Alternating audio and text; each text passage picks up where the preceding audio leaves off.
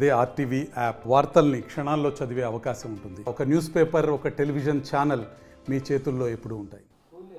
గత 2 రోజుల క్రితం తాడేపల్లిగూడెం సమీపంలోని ప్రత్తిపాడులో జరిగిన టీడీపీ జనసేన ఉమ్మడి భారీ బహిరంగ సభలో పవన్ కళ్యాణ్ మాట్లాడిన మాటలపై వ్యతిరేకిస్తున్నారు వైసీపీ నాయకులు. ప్రస్తుతం ఇదే విషయంపై మనతో మాట్లాడడానికి డీసీఎంఎస్ మాజీ చైర్మన్, రాష్ట్ర పంచాయతీరాజ్ శాఖ కార్యదర్శి ఎడ్ల తాతయ్య ఉన్నారు.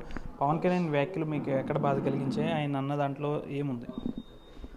పవన్ కళ్యాణ్ అవగాహన రాహిత్యంగా మాట్లాడుతున్నాడు. ఒక పార్టీ పెట్టిన తర్వాత ఈ సమాజానికి మంచి మెసేజ్ని ఇవ్వాలి. కానీ పవన్ కళ్యాణ్ మాట ఏం మాట్లాడుతున్నాడంటే, మడత పెట్టి కింద కూర్చోబెట్టేస్తాను, రోడ్డు మీద బట్టలు లేకుండా నడిపిస్తాను, ఈ రకమైనటువంటి మాటలు మాట్లాడటం వల్ల అతనికి ఉన్నటువంటి ఇమేజ్ కాస్త మొత్తం సర్వనాశనం అయిపోయింది.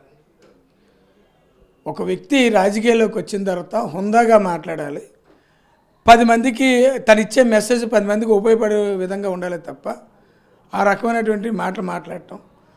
అదేవిధంగా తన పార్టీ కోసం పనిచేసే కార్యకర్తలు, నాయకుల గురించి మన పార్టీ ఏముంది, సంస్థాగతంగా మన పార్టీ బలోపేతం అవ్వలేదు, తెలుగుదేశం పార్టీకి అయితే మండల కమిటీలు ఉన్నాయి, అర్బన్ కమిటీలు ఉన్నాయి, సంస్థాగతంగా అది బలంగా ఉంది, పోటీ చేసే నాయకులు ఉన్నారు, మనకి పార్టీ పోటీ చేసే నాయకులు లేరు అని తనకు తానే తన పార్టీని కించపరిచే విధంగా, అటు జనసేన కార్యకర్తలను కూడా చిన్నబుచ్చే విధంగా, అంటే మనకు అంత శక్తి లేదు, మనం అనవసరమని పార్టీ అధ్యక్షుడే చెప్పిన మాటలు బట్టి చూస్తే ఈ జన సైనికులందరూ కూడా విస్తుపోయారు.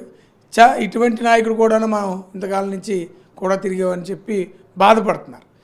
గతంలో పవన్ కళ్యాణ్ సింగిల్గా పెట్టిన సభలకు వచ్చినటువంటి జనాల్లో సగం మంది కూడా టీడీపీ జనసేన కలిసి మీటింగ్ పెడితే కూడా లేరంటే, ఈ రోజున పవన్ కళ్యాణ్ని ఇటు జన సైనికులు కానీ, చంద్రబాబు ఏదైతే బీసీలు ఏదైతే ఉన్నారో ఆ తెలుగుదేశం పార్టీని కూడా బీసీలు వదిలేయటం కానీ, రెండు కూడా ఒకేసారి జర్నీ కాబట్టి ఈ తాడేపల్లిగూడెంలో సభ వెలవెలబోయింది. ఖాళీ కుర్చీలు, ఖాళీ టెంట్లు. ఇది ఆ 2 పార్టీల యొక్క భవిష్యత్తు తాడేపల్లిగూడెం సభే ఒక నిదర్శనం. అంటే జోగి కూడా ఒక లేఖ రాశారు ఒక గంట క్రితం, చంద్రబాబు నాయుడు యొక్క ఆశయం తన కొడుకుని సీఎం చేయాలని. చంద్రబాబు నాయుడు అసలు అతను మానవ రూపంలో ఉన్నటువంటి గుంటనక్క, అంటే నక్కకు కూడా తెలియదేమో ఇతరుకు కూడా తిరుగుతాట్లు.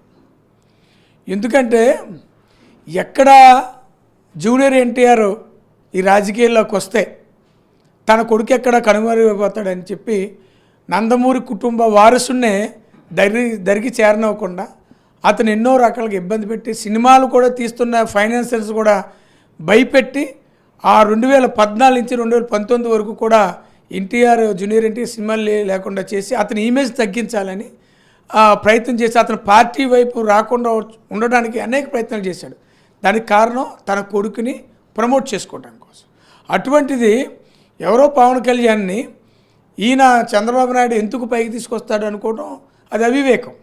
ఈ రోజున మళ్ళీ అధికారంలోకి వస్తే వాళ్ళ కొడుకుని ప్రమోట్ చేసుకుంటాడు తప్ప పవన్ కళ్యాణ్ పవర్ షేరింగ్ ఏమీ ఉండదు. పవన్ కళ్యాణ్ బలమేంటో 24 సీట్లలోనే తేల్చేశాడు. పవన్ కళ్యాణ్ బలమేంటో పవన్ కళ్యాణ్ చేతే చంద్రబాబు నాయుడు నిన్న మీటింగ్లో జనసేన పార్టీకి అంత సత్తా లేదని చెప్పి పవన్ కళ్యాణ్తో చెప్పించాడు. రేపొద్దున ఈ ట్రాప్లో పడిపోయాడు. రేపొద్దున చూస్తూ ఉండండి, భీమవరంలో తెలుగుదేశం పార్టీ నాయకుడు మాజీ ఎమ్మెల్యే అంజిబాబుని తెలుగుదేశానికి రాజీనామా చేయించి జనసేనలో పంపించి తెలుగుదేశం నాయకుడికి జనసేనలో సీట్ ఇస్తున్నాడు. అంటే అతను ఇచ్చిన 24 సీట్లలో 12 సీట్ల వరకు కూడా తెలుగుదేశం నాయకులకి సీట్లు ఇప్పించుకుంటాడు. రేపొద్దున ఆ పార్టీ వాళ్ళు కూడా అబ్బాయి పవన్ కళ్యాణ్ సరైనవాడు కాదని వీళ్ళందరూ చంపేస్తున్నట్టు కూడా కలరింగ్ ఇచ్చుకుంటారు. భీమవరంలో పవన్ కళ్యాణ్ పోటీ చేయడానికి భయపడ్డాడు అనుకోవచ్చా? ఖచ్చితంగానండి, ఎందుకంటే ఆల్రెడీ అక్కడ ఓడిపోయాడు కాబట్టి. ఎందుకంటే ఫస్ట్ పోటీ చేసినప్పుడు ఇమేజ్ ఉంటుంది, రెండోసారి పోటీ చేసినప్పుడు కొంత ఇమేజ్ తగ్గుతుంది. అందులో భాగంగానే ఈ రెండోసారి ఓడిపోయిన చోట మళ్ళీ పోటీ చేయడం అనేది కొంత రిస్క్ కింద భావించాడు. ఎందుకంటే ఒక పక్క ఎస్సీలు కానీ, బీసీలు కానీ, మైనార్టీలు కానీ, అలాగే ఓసీలో ఉన్నటువంటి పేదవారు కానీ కాపుల్లో ఉన్నటువంటి పేద మహిళలు కానీ ఈ రోజున వైఎస్ఆర్ కాంగ్రెస్ పార్టీ వైపు ఉన్నారు. ఇన్ని రకాలుగా ఉండి ఇన్ని సంక్షేమ కార్యక్రమాలు ఇస్తూ పేద ప్రజలు ఆదుకున్న ఈ ప్రభుత్వానికే ఓటేస్తారు. అంచేత ఏం చేస్తారంటే కాపులు ఎక్కడైతే బాగా ఎక్కువ ఉన్నారో ఆ ప్రాంతాన్ని ఎత్తుక్కునే భాగంగానే పిఠాపురం వెళ్ళాలని చెప్పి ప్రయత్నం చేస్తున్నారు.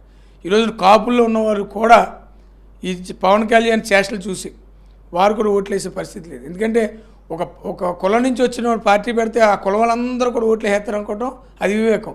మనమేం చేస్తాం, ప్రజలకు ఏ రకంగా మనం సహాయపడి చేయగలుగుతాం, రేపొద్దున అధికారం ఇస్తే ఇతను మనకు పనిచేస్తాడా లేదా అనేది ఆలోచిస్తారు తప్ప ఆ కులంలో అయితే ఆ కులం వాళ్ళందరూ వేసేయడం అనేది అవివేకం, అపోహ తప్ప అది వాస్తవం రూపం దాల్చదు.